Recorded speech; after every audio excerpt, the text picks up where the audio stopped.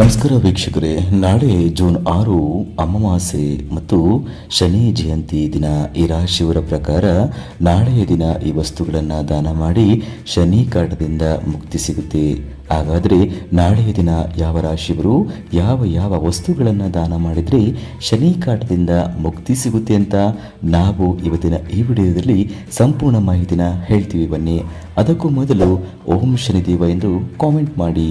ಹಾಗೆ ನಮ್ಮ ಚಾನಲ್ಗೆ ಸಬ್ಸ್ಕ್ರೈಬ್ ಮಾಡಿಲ್ಲ ಅಂದರೆ ಈಗಲೇ ಸಬ್ಸ್ಕ್ರೈಬ್ ಮಾಡಿ, ಪಕ್ಕದಲ್ಲಿ ಕಾಣುವಂತಹ ಬೆಲ್ ಬಟನ್ನ ಪ್ರೆಸ್ ಮಾಡಿ. ವೀಕ್ಷಕರೇ, ಈ ವರ್ಷ ಶನಿ ಜಯಂತಿಯನ್ನು ಜೂನ್ 6 ಅಂದರೆ ನಾಳೆ ಆಚರಿಸಲಾಗುತ್ತೆ. ಈ ದಿನ ದಾನ ಧರ್ಮಗಳನ್ನು ಮಾಡುವುದರ ಜೊತೆಗೆ ಶನಿದೇವನನ್ನು ವಿಶೇಷವಾಗಿ ಪೂಜೆಯನ್ನು ಮಾಡೋದ್ರಿಂದ ಆತನ ವಿಶೇಷ ಕೃಪೆಗೆ ನೀವು ಪಾತ್ರರಾಗ್ತೀರಿ. ಜ್ಯೋತಿಷದ ಪ್ರಕಾರ ಶನಿ ಪ್ರತಿಯೊಂದು ರಾಶಿಯ ಮೇಲೆ ವಿಭಿನ್ನವಾಗಿ ಪ್ರಭಾವವನ್ನು ಹೊಂದಿರ್ತಾನೆ. ಹಾಗಾಗಿ ಶನಿ ಜಯಂತಿ ಎಂದು ನಿಮ್ಮ ರಾಶಿಗೆ ಅನುಗುಣವಾಗಿ ನೀವು ಈ ವಸ್ತುಗಳನ್ನು ದಾನ ಮಾಡೋದ್ರಿಂದ ಶನಿಯ ಆಶೀರ್ವಾದ ಪಡೆಯುವುದರ ಜೊತೆಗೆ ನೀವು ಸುಖ ಸಮೃದ್ಧಿಯ ಜೀವನವನ್ನು ಕೂಡ ನಿಮ್ಮದಾಗಿಸಿಕೊಳ್ಳಬಹುದು.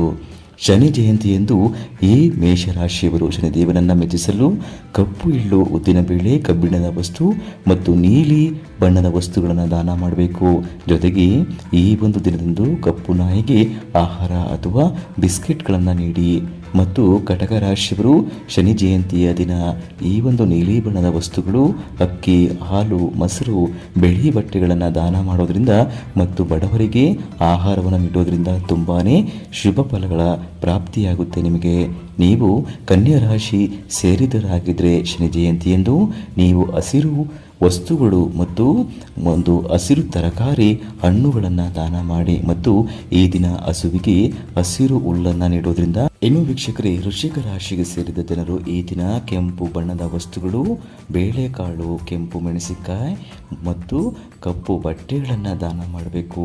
ಶನಿ ಜಯಂತಿಯಂದು ಹೀಗೆ ನೀವು ಮಾಡೋದ್ರಿಂದ ನಿಮಗೆ ಸಾಕಷ್ಟು ಒಳಿತಾಗುತ್ತೆ. ಖಂಡಿತವಾಗೂ ಕೂಡ ನೋಡಿದ್ರಲ್ಲ ಸ್ನೇಹಿತರೆ, ಈ ಉಪಯುಕ್ತ ಮಾಹಿತಿ ನಿಮ್ಗೆ ಇಷ್ಟವಾಗಿದ್ದರೆ ಈ ವಿಡಿಯೋನ ಲೈಕ್ ಮಾಡಿ ಮತ್ತು ನಿಮ್ಮ ಫ್ರೆಂಡ್ಸ್ ಆ್ಯಂಡ್ ಫ್ಯಾಮಿಲಿಗೆ ಈ ವಿಡಿಯೋನ ಪ್ರತಿಯೊಬ್ಬರು ಕೂಡ ಶೇರ್ ಮಾಡಿ.